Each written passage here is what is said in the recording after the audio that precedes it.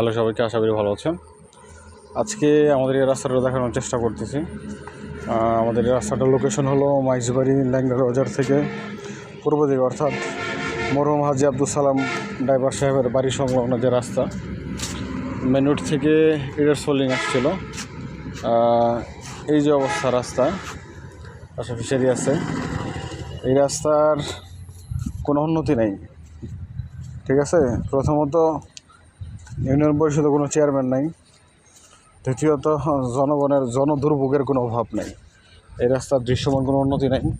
আমাদের এলাকায় যেহেতু ফিশারির অনেকগুলো ফিশারি আছে রাস্তার পাশে, ঠিক আছে, যার কারণে হয়তো রাস্তা ভাঙনটা বেশি। কিন্তু প্রতি বছর আগে যখন রাস্তার কাজ করা হইতো বা নির্দিষ্ট সময় পরে রাস্তাগুলোর অবস্থা ভালো থাকতো, কিন্তু এখানে কোনো উন্নতি নেই।